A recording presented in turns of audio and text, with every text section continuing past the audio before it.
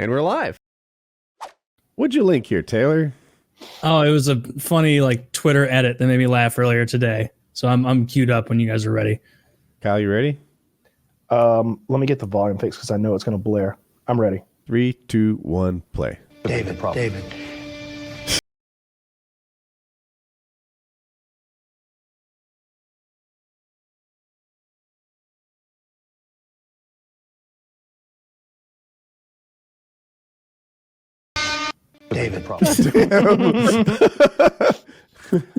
I like it. The deep That's my president. They're so funny. The little face things and the Joker music of it getting intense. I watched that movie again recently, and man, it fucking holds up. It's so good. This is my my thing for Kyle. Oh God, read it. Joe Biden, criminal justice policy. You have to go down a bit. I'm looking for it. Let's see. No one should be incarcerated for drug use alone. Something about, I want to find it. I will. It won't take very long. Hang in there. Bright website. Make it a dark background so all here people can read it. No one should be profiteering off our criminal justice system. I like that. Just Control F cannabis. It's to criminalize the use of cannabis and automatically expunge all prior cannabis use convictions. We'll see about that. We'll see, because I feel like it's easy to make these promises, and then they get in there with the fucking, Pfizer CEO and all those big. But you read it so quick. Real guys. To criminalize the use of cannabis and automatically expunge all prior use convictions. No one should be in jail because of cannabis use. As president, he will decriminalize cannabis and automatically expunge prior convictions. And he will support the legalization of cannabis for medical purpose, leave decisions regarding legalization for recreational up to the states, and reschedule cannabis as a Schedule II drug so researchers can study its positive and negative impacts. Yeah. That's what you want, right? Yeah, although I do have a distribution charge, so I don't know if that covers that part. But yeah, that sounds mostly good. We'll see. We'll see if he does it. Yeah, I mean, like, look, where's my wall? All right, I non-voted for a wall to keep those. Wait, they're the ones who won't let us in now. Shit. I'm glad we didn't build that wall. Well, I guess the illegals better all go back. It's so dangerous here. It's so dangerous for your own safety, illegal immigrants. Go back. Go back. We'll weather the storm up here. Don't worry about us. Look, I voted to see Hillary Clinton locked up and to see a wall built. And I non-voted for both of those things. And they didn't happen. And so I'm a little... One thing happened. Tax cut for the rich. I mean, he was also tough on China. That's true. That's one of the few good things that he actually did with China, is being tough on China and it seemed like he legitimately tried to do something with North Korea. Yeah, whatever happened with that motherfucker? What's going on now? Well, he's dealing with an actual crazy person. Like Trump may be like, dude, you've seen his haircut, right? Yeah, I have. That's not a sane haircut. If you can force every woman in your country to suck your dick while you look like that, that's alpha. That dude is cool. Yeah, he is good. You don't take that away from him. I don't know. I just feel like he can't be a total insane Joker-like character because his family's maintained control of his country for ages. So I feel like they must be cunning and effective in one way or another. He must manage to, there are key holders underneath him that he keeps in power so that they keep him in power, and the whole thing works out for the people who are on the top. And this is a complicated structure to balance and to keep going and to prevent revolutions and all that craziness for decades. I don't think it's him and his family doing that great of a job. I think it's more that China is maintaining that family's hold over the country. Anybody who goes against the Uns, I guess, like China totally controls that country. Like Kim. If I'm king, I can't just fuck over everybody. I'll get overthrown. So as king, I have to make sure China's happy with me. I have to make sure that the guy who's running our military is happy with me. I have to make sure some top economist is happy with me. And if I make sure that those guys are taken care of, and then they have their own structures that they need to take care of, and it goes down a couple layers before people just get fucked. If China wants him in charge, he must be doing something that makes China happy. Yeah. So, he's doing, China seems to like it. So there's some level of cunningness, complexity to staying in charge of that country for generations. Yeah. And he's definitely not like some dog waking up every morning and like running towards someone, running them through with a spear and like foaming at the mouth. He's not like they'd have you believe. Heath Ledger's Joker, who's just like completely mad, going insane. It's an angry place. It's gonna get like they call all of our enemies madmen as if they're, I don't know, complete imbeciles who just run around stabbing people with pencils. Yeah. And sometimes the madman wheel of justice switches so fast where it's like, this Saddam motherfucker, thanks for the help, buddy. Then a few years later, it's like, do you know he's totally crazy. He's murdering thousands of people for no reason. Putin. I feel like that guy is alternatively a clever, could-be ally with us to crazy murderer, assassination orderer. Like, it goes back and forth whether we love or hate that guy. I don't hear madman about him very much because it's pretty obvious that he's a smart guy and he's calculated. He knows what he's doing. Yeah, he's definitely clever. But I guess the friend foe part is the friend foe part for sure. Yeah, like you never know where it's going to go.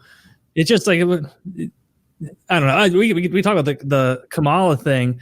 I think that was a very bad move tactically for the Democrats. I think that is probably one of the better options for the Trump camp. I still think Biden and Kamala will win, but it will be because of the Republicans failing and being fucking losers like they generally are, not because they were such a good ticket. Like she has, her history isn't very engaging. She dropped out of the presidential runnings because she was afraid of the embarrassment of losing her home state. She was doing so poorly in the primaries.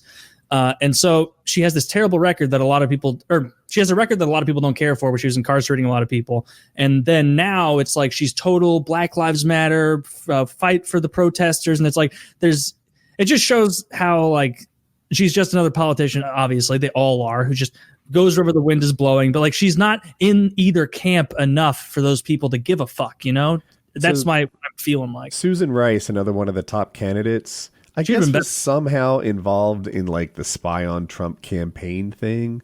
And I feel like it would have provided them a lot of fodder. I think she was also Benghazi related. Like she was what?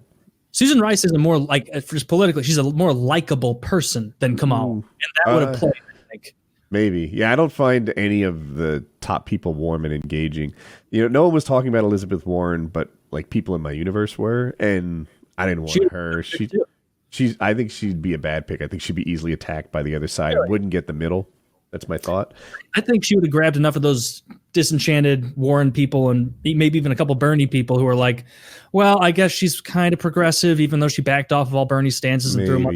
I'm targeting the unhappy Trump people, like the working class white who voted for him last time, who are going to be like, maybe they traditionally vote Democrat. They're blue. They're union members, but they're like, fuck it, we're going Trump. I want to throw a Molotov cocktail in D.C. and see what happens. They saw what happens. They see the COVID response, and their factories didn't come back or whatever, and they're like, shit, unemployment's at like Great Depression levels right now. This isn't everything I hoped it would be. I don't think they're going for Warren, but they might pick the more middle of the road person. Maybe.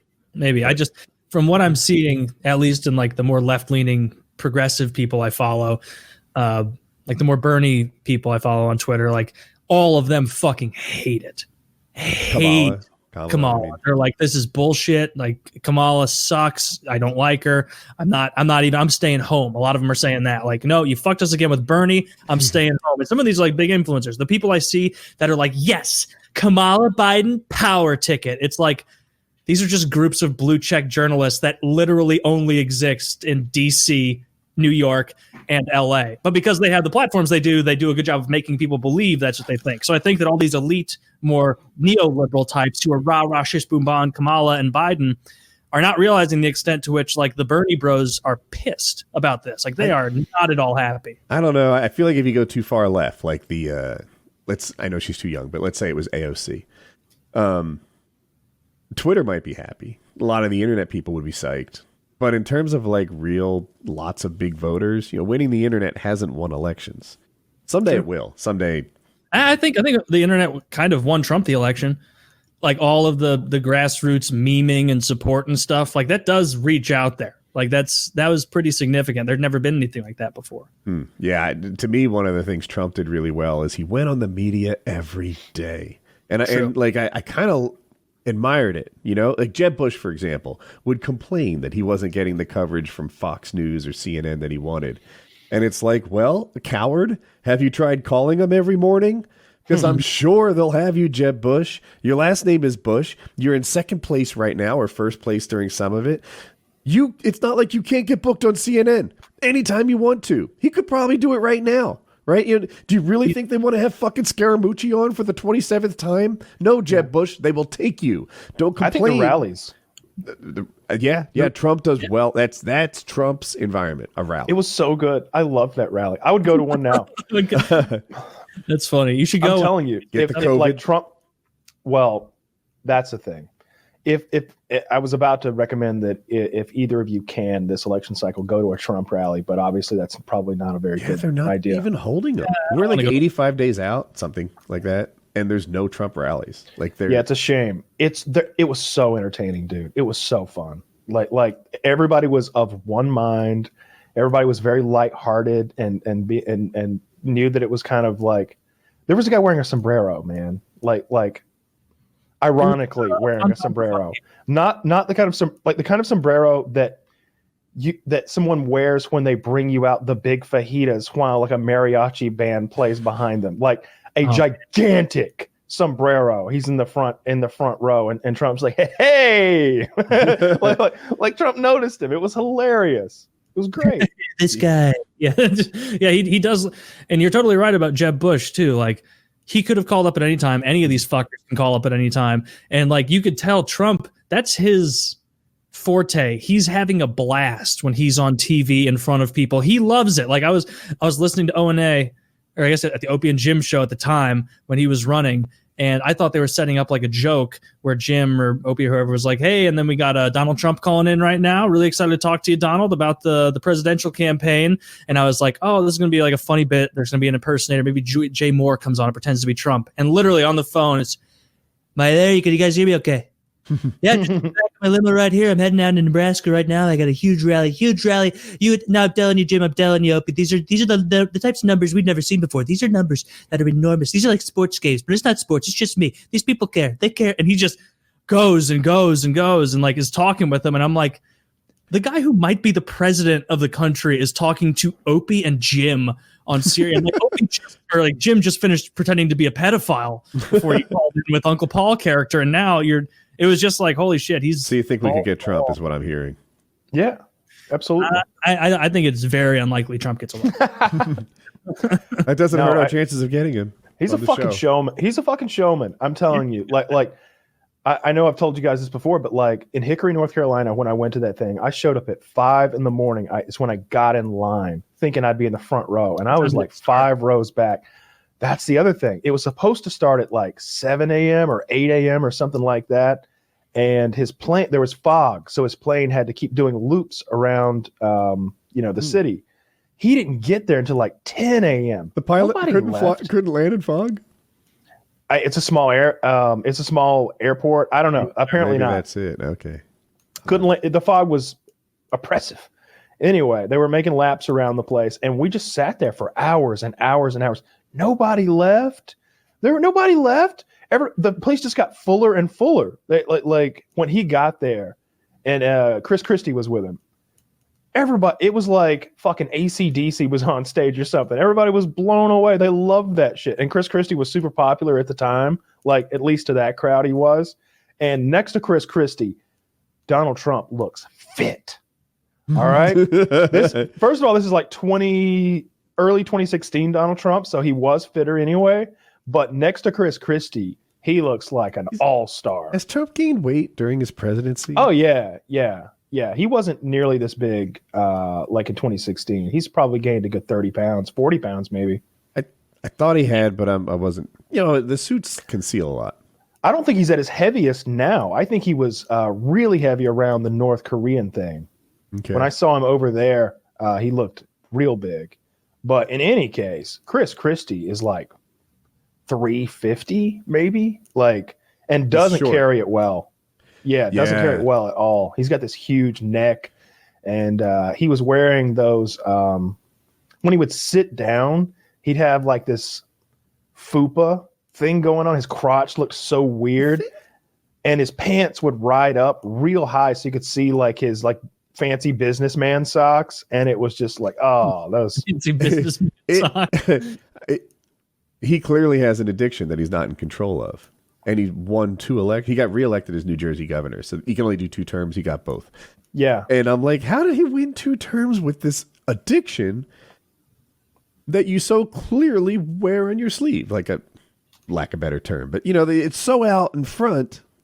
How did he win addicted? He doesn't have his life in control, and he wants to run a state, and he won twice. Stigma. Like very little stigma for. I mean, it is New Jersey. There's concerted, funded efforts to try and make it normal to weigh whatever you want. Like if any, like we can really think there's no stigma to being fat. I think it's no. I'm saying there's less stigma to it. Like if there was no stigma to it, he would be getting roasted 24/7 in the media. They'd be like, "Are we to trust a man to run our cities, our roads, our construction, our economy, who can't even maintain his own dinner bridges? Are we gonna do that?"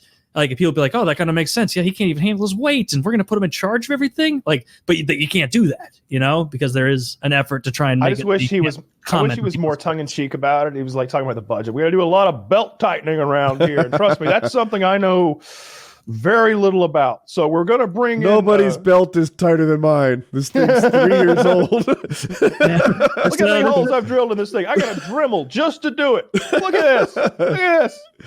Now this might be a little hard for you to swallow. It's cauliflower. That